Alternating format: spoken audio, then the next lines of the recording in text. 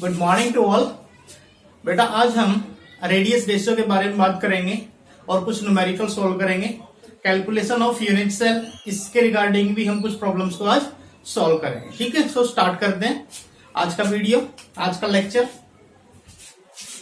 होने वाला बेटा रेडियस रेशियो। रेडियस रेशियो पे बात करेंगे। रेडियस रेशियो क्या होता है, ठीक है। तो रेडियस रेशियो आप सिर्फ और सिर्फ ये बेटा क्लास 12th का first chapter solid state radius ratio आप सिर्फ और सिर्फ आयनिक कंपाउंड का, आयनिक क्रिस्टल का कैलकुलेट कर सकते हो। ठीक है, it is applicable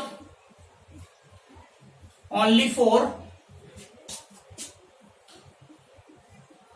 ionic compound।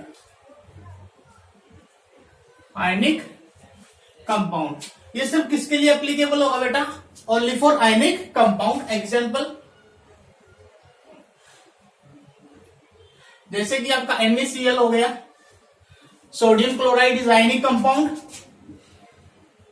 NaBr हो गया, ठीक है। AgCl हो गया, AgBr हो गया बेटा। जिंक ऑक्साइड हो गया, ठीक है। और आपका जिंक सल्फाइड, जिंक ब्लेंड बोलते हैं इसको, ठीक है। These compounds are called ionic compounds, है ना। सो ये आपका रेडियस रेशियो अप्लाई होगा ओनली फॉर आयनिक कंपाउंड्स के लिए अप्लाई होगा बेटा। रेडियस रेशियो कैलकुलेट कैसे करते हैं? रेडियस रेशियो कैलकुलेट करते हैं बेटा radius of cation divide by radius of anion. मतलब एक रेशियो होता है बेटा, किसका रेशियो होता है? रेडियस का रेशियो होता है radius of cation divide by radius of anion, ठीक है। सो इस रेशियो को हम क्या बोलते हैं? रेडियस रेशियो बोलते हैं। इसको आप ऐसे भी लिख सकते हो, radius ratio is equals to radius of cation divide by radius of anion, ठीक है। अब मेरे देखो बेटा, आपका जो एनायन होगा, ठीक है, जो रेडियस ऑफ एनायन, या फिर ऐसे बोलो जो साइज ऑफ एनायन है, साइज ऑफ एनायन का size is much greater than size of cation. मतलब कैटायन के साइज से बहुत ज्यादा बड़ा होगा। किसका साइज बेटा? एनायन का साइज। अब देखो एनायन का साइज कैटायन के साइज से बड़ा होता है, क्योंकि जो कैटायन होता है ना बेटा आपका, ठीक है, जो एटम होता है, एटम की लास्ट सेल से इलेक्ट्रॉन बाहर निकल जाता है, तब आपका एक कैटायन बनता है। तो जो आपके इनर मोस्ट इलेक्ट्रॉन्स है ना, वो न्यूक्लियस के पास चले जाते हैं, जिससे कैटायन क्या जाता है? एटम का साइज, कैटायन आपका सिकुड़ जाता है ऐसे करके, ठीक है। सो कैटायन का साइज छोटा हो जाता है और वो इलेक्ट्रॉन एनायन के पास चला जाता है, जिससे एनायन का साइज क्या हो जाता है? बड़ा हो जाता है, ठीक है। So size of anion is much greater than size of anion, ठीक है। सो जो रेडियस रेशियो है आपका, रेडियस रेशियो, अगर आपका रेडियस कैटायन का जितना ज्यादा साइज होगा, कैटायन का साइज ऑफ कैटायन जितना ज्यादा होगा, रेडियस रेशियो की वैल्यू भी ज्यादा होगी, ठीक है। और रेडियस रेशियो की वैल्यू ज्यादा होगी तो उस कंपाउंड की स्टेबिलिटी भी ज्यादा होगी। स्टेबिलिटी ऑफ आयनिक कंपाउंड, ठीक है, greater the stability of ionic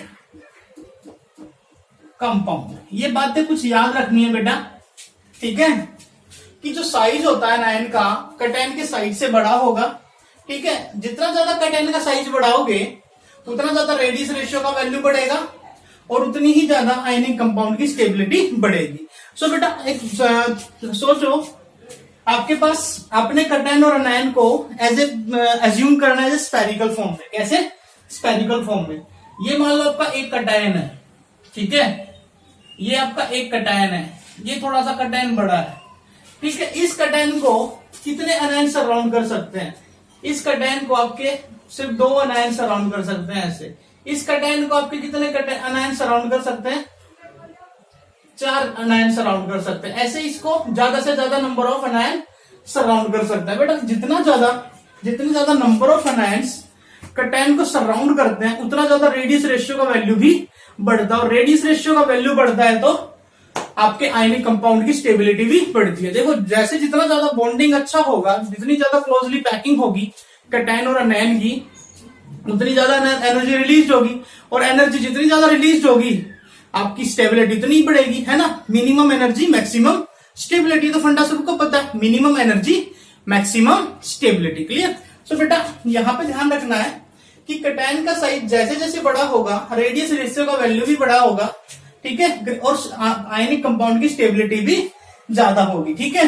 जैसे एक छोटा सा कटआयन, उसको कम से कम अनायन सराउंड करेंगे, कम से कम अनायन सराउंड करेंगे तो उसकी स्टेबिलिटी आपकी अच्छी नहीं होगी। फिर साइज बढ़ता गया, जैसे पहले यहाँ कटआयन छोटा था, अनायन आपके पास सेम था, फिर उसके बाद आपने कटआयन आपका बढ़ गया तो अनायन आपके ज्यादा इसको सराउंड कर पाएंगे, ठीक है। फिर आपका कटआयन और ज्यादा बड़ा हो गया। जैसे जैसे कटआयन का साइज बढ़ता है, जैसे जैसे कटआयन का साइज बढ़ता है वैसे वैसे आपका रेडियस रेशियो भी बढ़ता है, और रेडियस रेशियो बढ़ेगा तो आपके आयनिक कंपाउंड की स्टेबिलिटी भी बढ़ेगी। ओके, सो इसको बेटा नोट कर लो, ठीक है।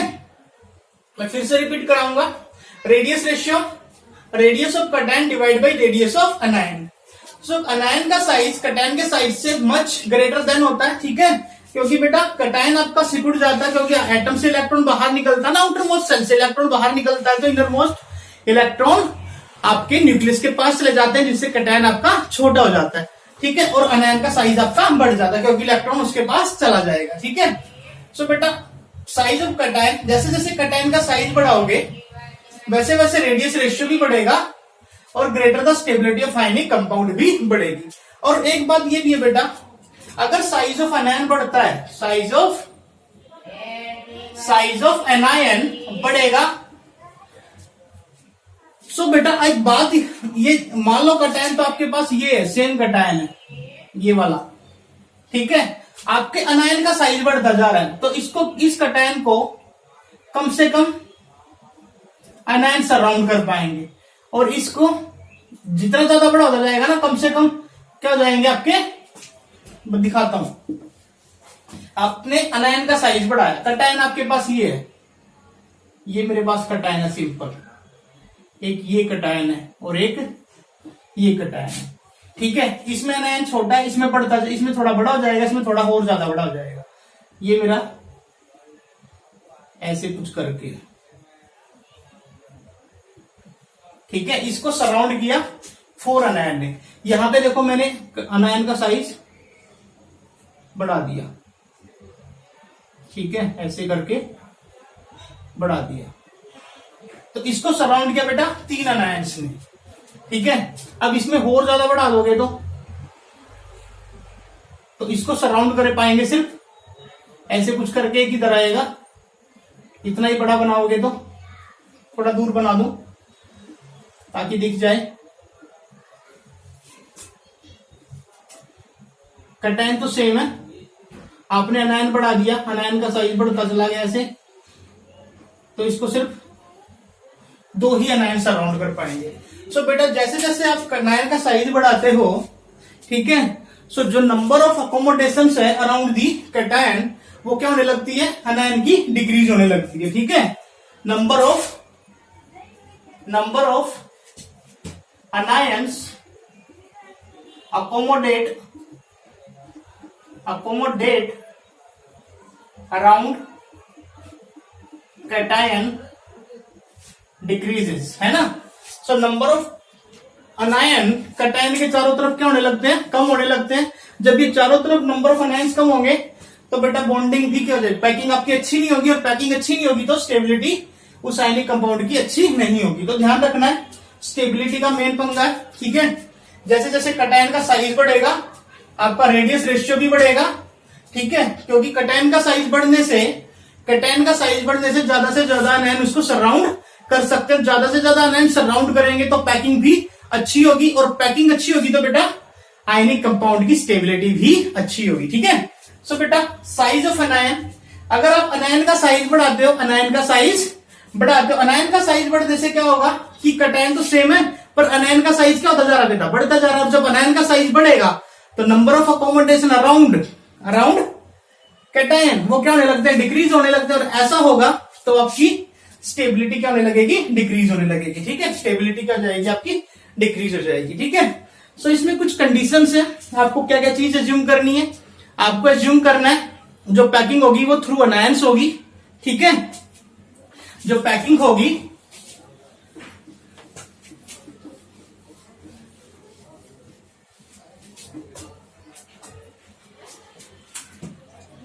कंडीशन लिख देता हूं बेटा, क्या क्या चीज आपने वो करनी है, कटायन और अनायन को आपने एज्यूम करना है, एज्यूम्ड स्फेरिकल स्फीयर एज्यूम करना है, स्फीयर एक बॉल की तरह ऐसे। ठीक है, कटायन और अनायन को आपने एज्यूम करना है स्फीयर की तरह। ठीक है, और दूसरी बात, अनायन करेगा आपकी पैकिंग, अनायन क्या करेगा, पैकिंग करेगा। पैकिंग का मतलब अनायन कटायन को सराउंड करेगा। ठीक है, मीनिंग यहां पे लिख रहा हूं, कटायन इज सराउंडेड बाई अनायन। ठीक है, कटायन आपका सराउंड होगा अनायन के द्वारा। ठीक है, सो ये कंडीशंस आपकी, कटायन और अनायन को आपने एज्यूम करना स्फीयर की तरह, और पैकिंग कौन करेगा, आपका अनायन करेगा। जो कटायन होगा वो अनायन से सराउंड होगा। ठीक है, सो यहां पे मैंने दोनों एग्जांपल दे दिए। कटायन का साइज बढ़ाओगे तो नंबर ऑफ अनायंस इंक्रीज होने लगेंगे, मतलब उसको टच करने लगेंगे, नंबर ऑफ अनायंस बढ़ जाएंगे ना। और तीसरी बात ये है बेटा कि जो अनायंस है ना आपके, anions should not touch each other. Anions should not touch each other. तीसरी कंडीशन ही है। ठीक है, अनायन एक दूसरे को टच भी नहीं करने चाहिए बेटा। ठीक है, जैसे ये कोई कटायन है, ठीक है, एक अनायन यहां से आ जाए, एक अनायन यहां से आ जाए, एक अनायन यहां से आ जाए, और एक अनायन यहां से आ जाए, तो ये अनायंस भी आप ये अनायंस भी आपके एक दूसरे को टच नहीं करेंगे। ठीक है, सो बेटा जितने ज्यादा नंबर ऑफ अनायंस कटायन को सराउंड करते हैं ना, उतना ही ज्यादा रेडियस रेशियो की वैल्यू आती है, और रेडियस रेशियो जितना ज्यादा होगा उस आयनिक कंपाउंड की स्टेबिलिटी भी ज्यादा होगी। ठीक है, सो कुछ कैलकुलेशन करते हैं बेटा, कुछ कैलकुलेशन करेंगे, कैलकुलेशन ऑफ रेडियस रेशियो। ठीक है, देखो बेटा आपके पास ये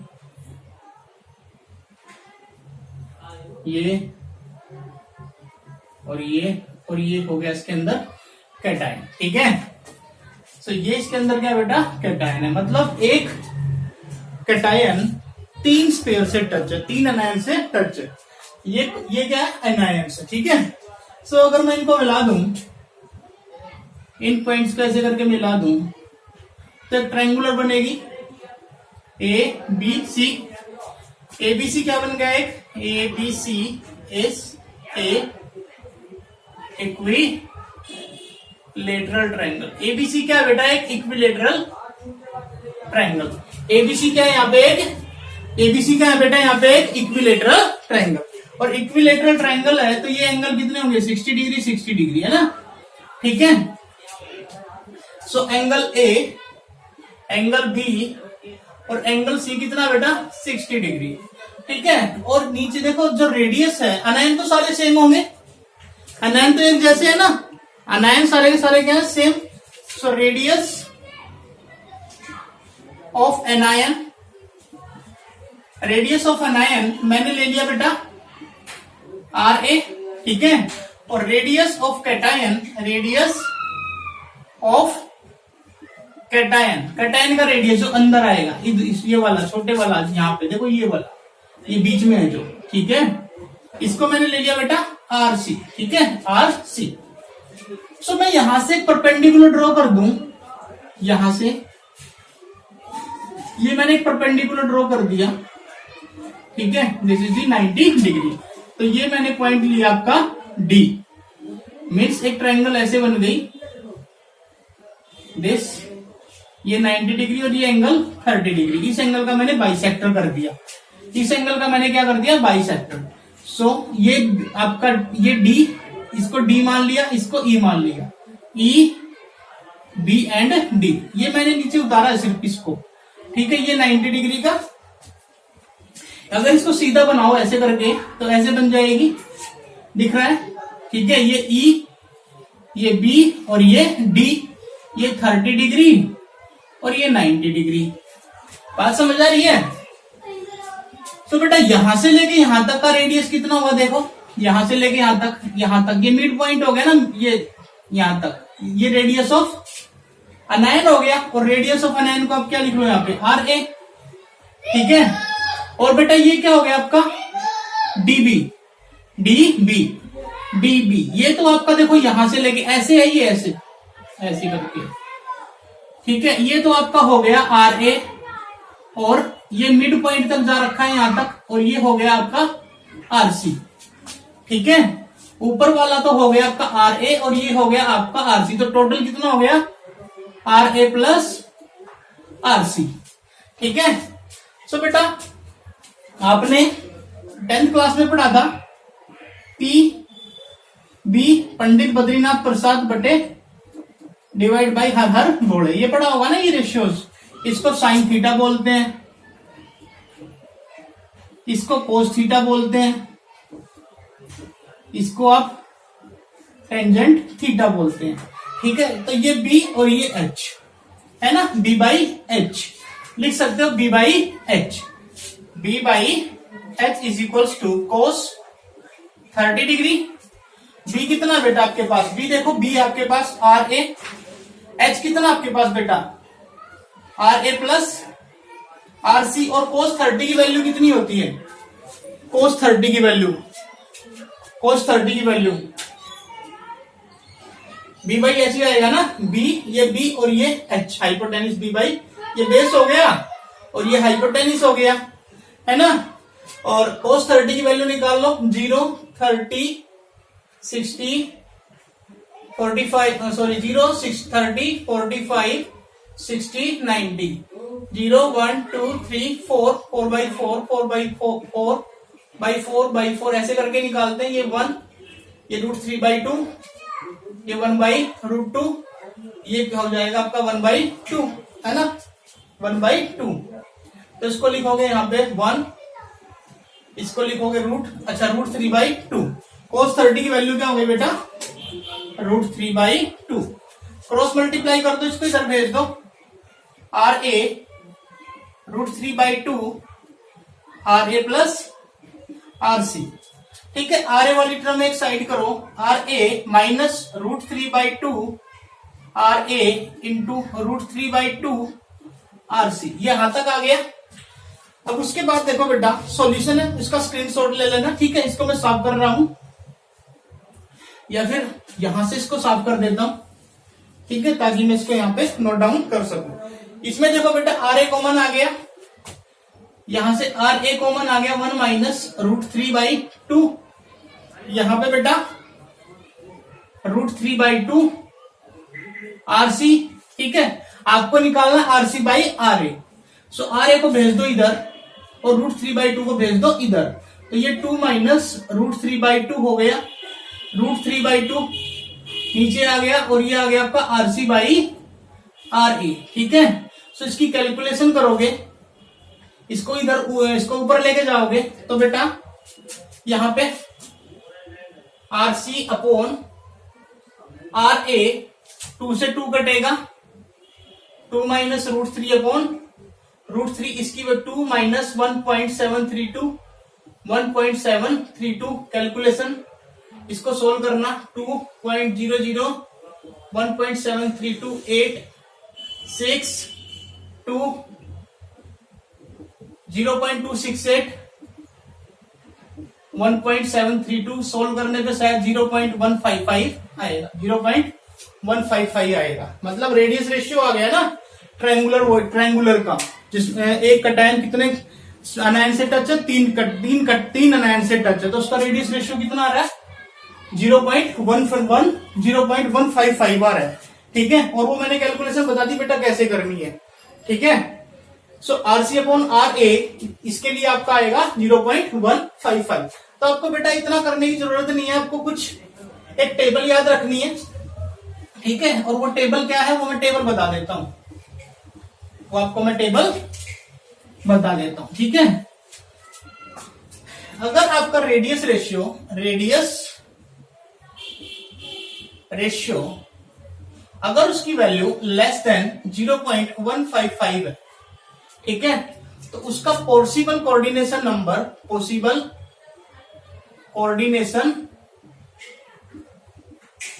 नंबर होने वाला है बेटा 2।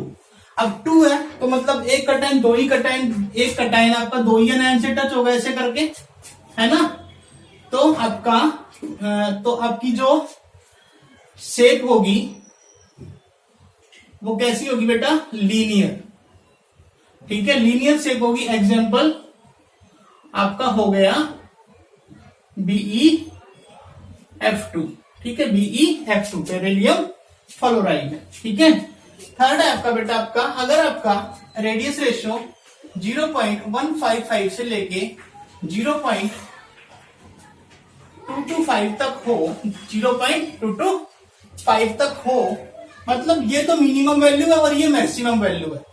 ये मिनिमम वैल्यू इतना हुआ, ठीक है, तो आपका 3 भी हो सकता है, इससे नीचे हुआ तो 2, अगर मैक्सिमम ये हुआ तो भी आपका 3 हो सकता है, इससे ज्यादा होगा तो आपके अनायंस ज्यादा बढ़ जाएंगे। तो पॉसिबल कोऑर्डिनेशन नंबर होगा इसका 3, मतलब एक कटायन को 3 अनायंस टच करेंगे। तो इसमें जो ज्योमेट्री आएगी, ठीक है, इसमें जो ज्योमेट्री आएगी आपकी वो आएगी 1 मिनट, इसमें जो ज्योमेट्री बनेगी आपकी ट्राइगोनल प्लानर बनेगी, ट्राइगोनल प्लानर।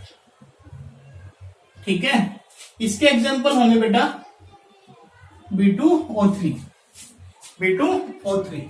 अगर आपका रेडियस रेशियो 0.225 से लेके 0.414 तक हुआ, 0.414 तक हुआ, तो आपका कोऑर्डिनेशन नंबर होगा बेटा 4।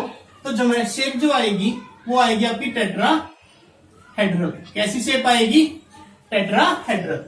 ठीक है, टेट्राहेड्रल शेप के एग्जांपल हो गए बेटा आपका जैसे CuCl CuBr।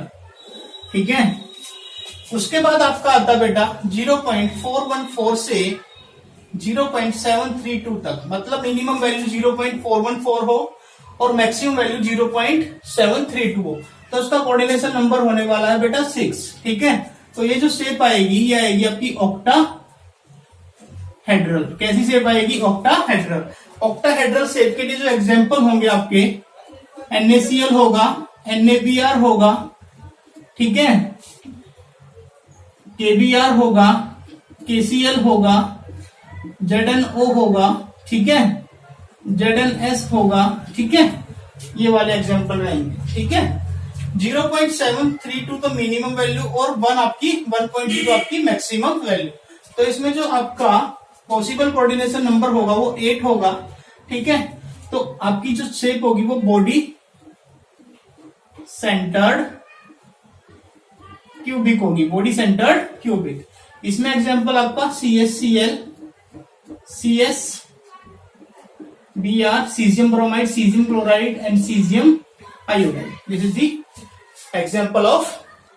ठीक है, रेडियस रेशियो। अगर रेडियस रेशियो की वैल्यू लेस देन 0.155 है तो कोऑर्डिनेशन नंबर होने वाला बेटा 2। इसका मतलब जो आपका कैटायन होगा वो 2 ही एनायन से टच होगा। ठीक है, अगर आपके पास ये रेशियो है तो आपका जो आपका कैटायन होगा वो 3 एनायन से टच होगा, ऐसे करके। ठीक है, 3 एनायन से वो टच होगा। आपका अगर पॉसिबल कोऑर्डिनेशन नंबर 0.225 से लेके 0.414 है तो जो आपका कैटायन होगा वो 4 स्पेयर से टच होगा। कितने स्पेयर से? 4 स्पेयर से। ठीक है, कैसे होंगे वो?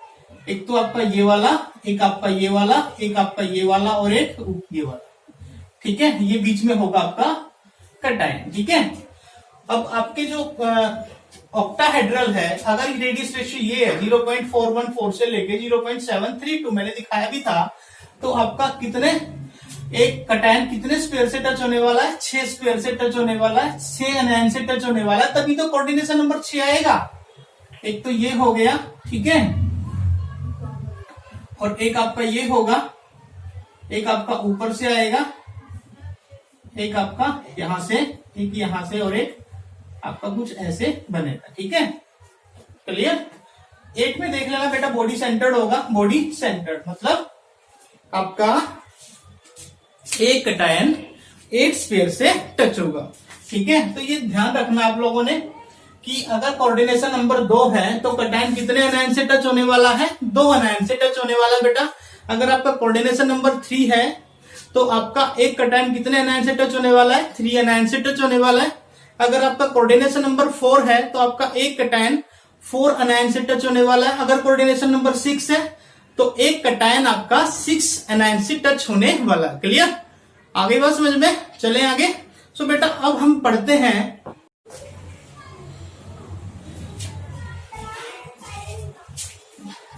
चलो बेटा आगे बढ़ते हैं। ठीक है, calculation involving unit cell dimensions. हमें यूनिट सेल की कैलकुलेशन करनी है। ठीक है, और उसमें क्या इन्वॉल्वमेंट करना बेटा? डायमेंशंस को इन्वॉल्वमेंट करना है। ठीक है, अब एक बात बताओ बेटा, अभी तक हम जो यूनिट सेल के बारे में स्टडी कर रहे थे, क्यूबिक यूनिट सेल्स की बात कर रहे थे, क्यूबिक यूनिट सेल। अगर क्यूबिक यूनिट सेल की बात करें तो उसके 6 पैरामीटर मैंने बताए थे। 6 पैरामीटर मैंने इसके बताए थे आपको। एक तो बताया था एज, ये क्या आपके एज हैं, और ये क्या बेटा आपके अल्फा, बीटा एंड गामा, ये क्या आपके एंगल। ठीक है, सो एक क्यूब बना देता हूं। क्यूब कैसे बनती है आपको पता भी है। This is the cube.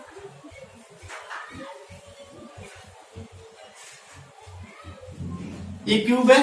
ठीक है, इस क्यूब में एज हो गया, ये ए मान लो, ये बी मान लो और ये सी मान लो।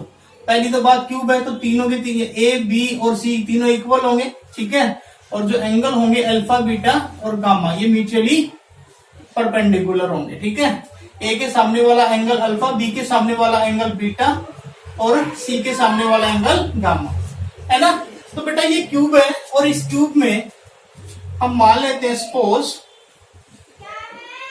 The length of unit cell A, क्योंकि तीनों ही लेंथ बराबर है ना, तीनों ही लेंथ बराबर है तो ए मान लो। क्लियर? सो वॉल्यूम क्या हो जाएगा इसका? Volume of unit cell, length into breadth into height, A cube हो जाएगा, है ना। Volume we. सो बेटा आपको डेंसिटी का पता है, डेंसिटी किसके इक्वल होता है? डेंसिटी ऑफ यूनिट सेल, रो से रिप्रेजेंट करते हैं इसको ऐसे करके, है ना। और किसी चीज की भी डेंसिटी निकालते हैं, सॉल्यूशन की निकालते हैं, तो density of solution is equals to mass of solution divide by volume of solution. Unit cell की डेंसिटी निकालनी है तो बेटा mass of unit cell divide by volume of unit cell, ऐसे ही कैलकुलेट करोगे। Density of unit cell and volume of unit cell. Volume तो आप कैलकुलेट कर चुके हो, आपको निकालना क्या है? सॉरी, मास निकालना है। ये मैंने ऊपर गलत लिख दिया, यहां पे लिखना आपने mass of the unit cell. ये आपका हो गया मास ऑफ यूनिट सेल। अब एक बात बताओ, इस यूनिट सेल में जो मास होगा, ठीक है, वो मास किसका होगा? एटम्स का होगा ना। लाइन का तो कोई मास नहीं है क्योंकि ये जो कॉर्नर है ये एटम्स है, और जो मास होगा यूनिट सेल का वो एटम के कारण होगा। किसके कारण? एटम के कारण होगा बेटा, समझो। ये कॉर्नर है, इन कॉर्नर पे एटम्स प्रेजेंट है, इन एटम्स को जब एक दूसरे से टच करते हैं तभी तो बनता है ये। तो जो ये मास होगा इस यूनिट सेल का वो किसके कारण होगा? एटम के कारण होगा, ठीक है। और यूनिट सेल में नंबर ऑफ एटम्स हमें बॉडी सेंटर्ड के लिए अलग दिए होते हैं, फेस सेंटर्ड के लिए अलग होते हैं ना। सो एक यूनिट सेल में आपके एटम्स 1 भी हो सकते हैं, 2 भी हो सकते हैं, 3 भी हो सकते हैं, 4 भी हो सकते हैं, ठीक है। So mass of unit cell, mass of unit cell कैसे कैलकुलेट करोगे? नंबर ऑफ एटम्स,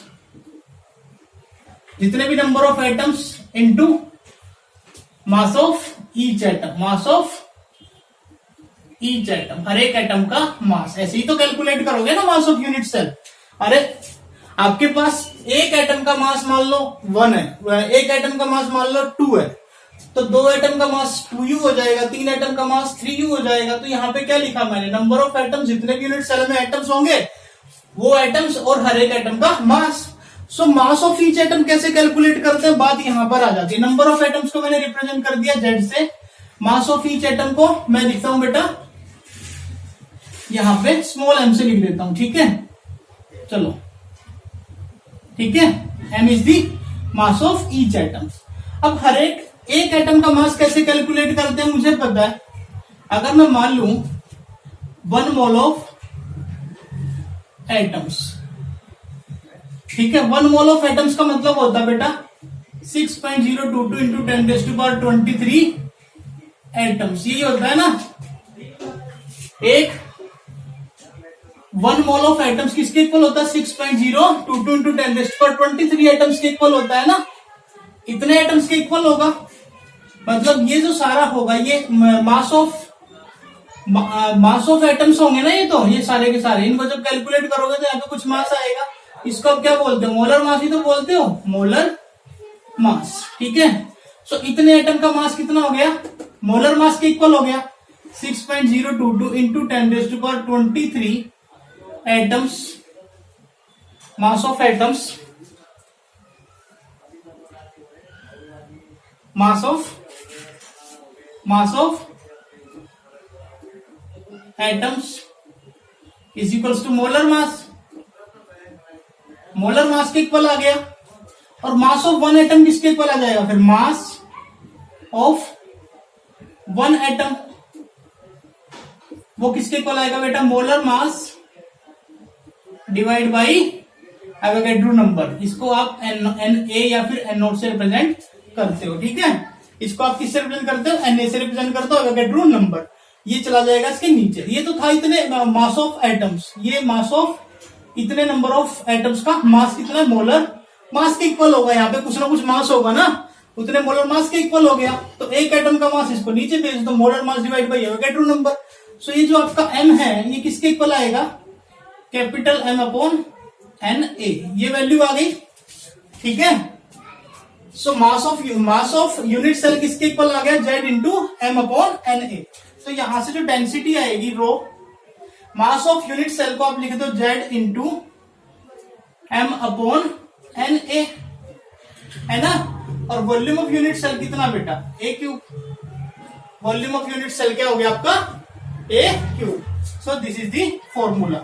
ये फॉर्मूला याद रखना। यहाँ पे रो ये तो हो गया डेंसिटी, Z क्या हो गया यहाँ पे? Number of atoms, number of atoms, M क्या है यहाँ पे? Mass of molar mass, M क्या है यहाँ पे? Molar mass. और बेटा आपके पास Na क्या है यहाँ पे? Avogadro number. और बेटा आपके पास A क्यूब क्या है यहाँ पे? वॉल्यूम, ठीक है, V। Clear? This is the formula. इस फॉर्मूला को लर्न कर लो, ठीक है। वीडियो को दोबारा से पॉज करके धीरे धीरे देख लेना, ठीक है। एक बार समझ नहीं आ रहा था बेटा, दूसरी बार फिर से देख लेना, ताकि ये एक्सप्रेशन क्लियर हो जाएगा। इसके बेसिस पे और रेडियस रेशियो के बेसिस पे हम आज कुछ न्यूमेरिकल्स भी करने वाले हैं। सो बेटा आगे बढ़ते हैं, ठीक है।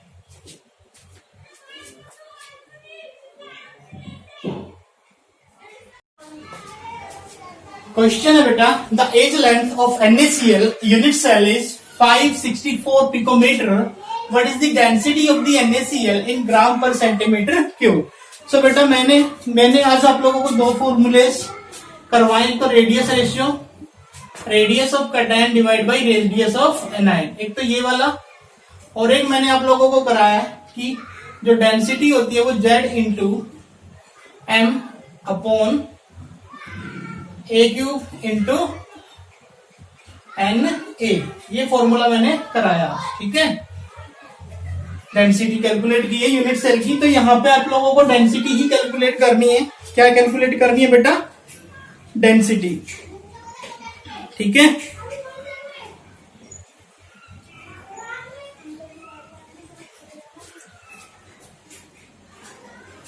चलो करते हैं क्वेश्चन बेटा। अब देखो बेटा, the edge length of the unit cell, length of the unit cell 564 picometre दे रखा है। 564 पिकोमीटर इंटू 10⁻⁻10 मीटर लिख सकते हैं। 1 picometre is equals to 564 into 10⁻10 metre.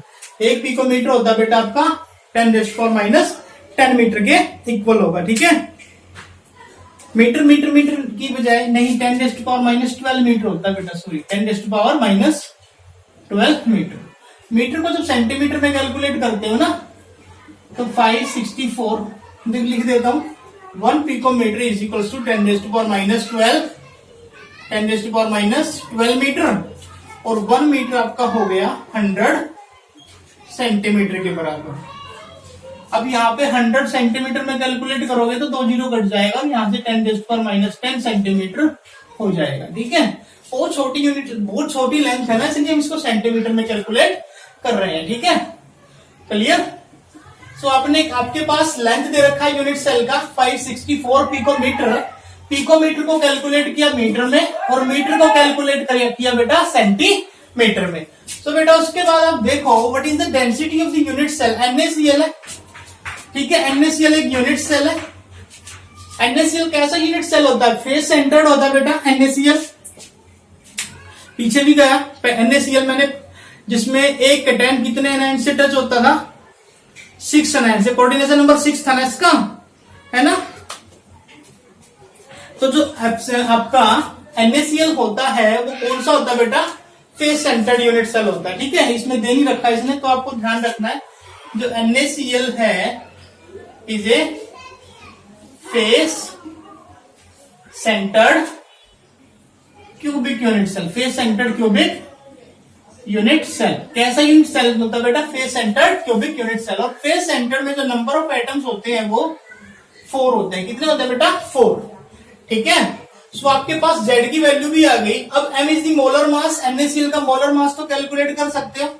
M sodium का कितना होता है? 23। क्लोरीन का कितना होता है? 35.5। सो कितना हो गया बेटा? ऐड करोगे तो 5, 8 और 5, 58.5 ग्राम पर मोल, यही होगा ना मोलर मास, तो है ना। और Na की वैल्यू क्या हो गई आपकी बेटा? आपकी Na की वैल्यू हो गई 6.022 इंटू 10⁻23, ठीक है।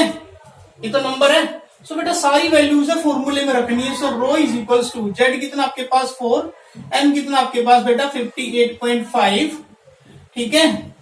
और A क्यूब आपके पास कितना आ जाएगा बेटा? देखो ये तो A है, पर आपको निकालना A क्यूब है, तो इसका क्या कर दोगे? A क्यूब कर दोगे तो ये कितनी बार लिखा जाएगा? 564 इंटू 564 इंटू 564, और ये हो जाएगा आपका बेटा 10⁻30 सेंटीमीटर का क्यूब, है ना। और बेटा आपके पास एवोगैड्रो नंबर की वैल्यूज है 6.022 इंटू 10⁻23। इसको सोल्व कर लेना, आपकी डेंसिटी आ जाएगी, ठीक है। सिंपल क्वेश्चन था। नेक्स्ट क्वेश्चन पे चलते हैं, इसका स्क्रीनशॉट ले लो। सीबीएसई में आया था बेटा सैंपल पेपर 2008 में। सिंपल क्वेश्चन है, ठीक है। नेक्स्ट क्वेश्चन पे बढ़ते हैं। जो डेंसिटी आएगी वो ग्राम पर सेंटीमीटर क्यूब में आएगी। इसने पूछ रखा है ना ग्राम सेंटीमीटर क्यूब में निकालो, ठीक है।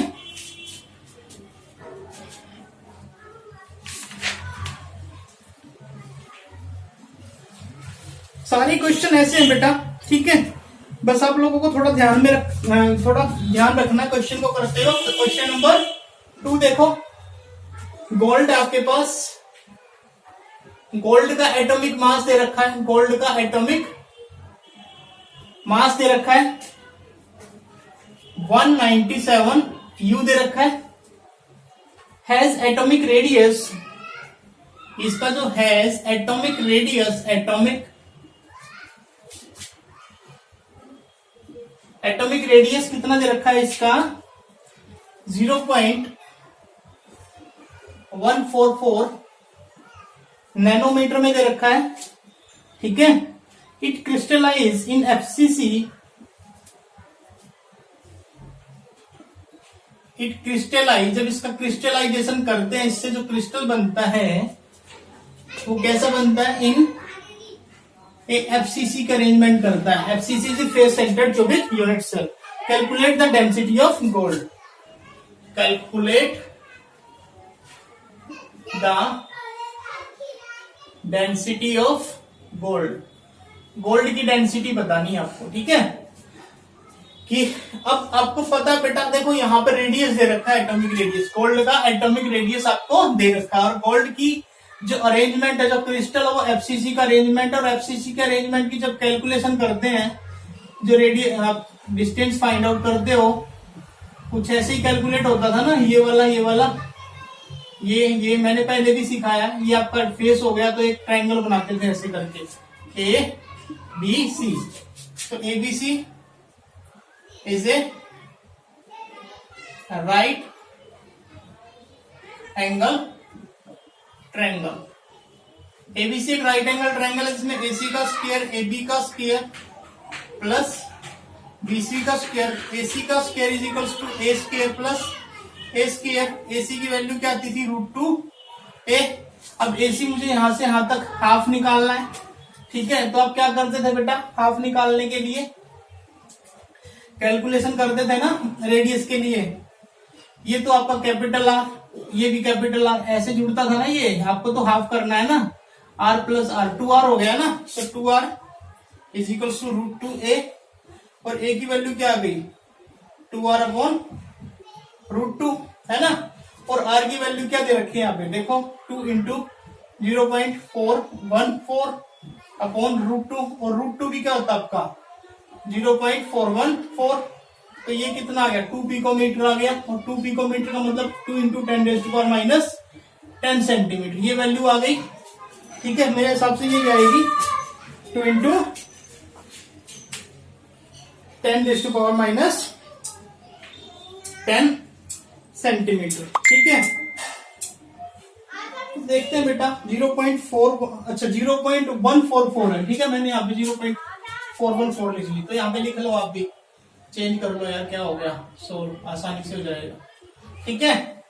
सो ये आपके पास ए आ गया, और आपके पास जेड, आपके पास एफसीसी है, जेड की वैल्यू आपके पास बेटा 4 हो गई, और इसका मोलर मास आपको दे रखा है कितना 197 U। तो एन की वैल्यू आपके पास कितनी है 197 U, और एवोगैड्रो नंबर की वैल्यू आपको पता ही है कितनी होती है, Na 6.022 इंटू 10⁻23। तो ये सारी की सारी वैल्यूज यहाँ पे रखनी है और डेंसिटी कैलकुलेट कर लेनी है, ठीक है। सो आपका आंसर आ जाएगा, ठीक है। सो ये थे बेटा कुछ क्वेश्चंस, ठीक है। 2 ही क्वेश्चन कराए हैं, 1-2 क्वेश्चन फिर देखेंगे, कराऊंगा नेक्स्ट उसमें। सो बेटा प्रैक्टिस इतना करोगे, वीडियो को बार रिपीट में करो, बार बार देखो, ठीक है। अगर एक बार समझ नहीं आया तो उसको दोबारा से चेक करो, कहां पर कोई प्रॉब्लम, कहां पर क्या दिक्कत आई, उसको फिर से देखो। अगर फिर भी नहीं समझ आ रहा, ठीक है, तो आप कमेंट बॉक्स में जो भी आपका डाउट है उसको लिख के डाल दो, ठीक है। सो बेटा पढ़ते रहिए, अपने नोट्स बनाते रहिए, और चैनल को सब्सक्राइब कीजिए। So thank you.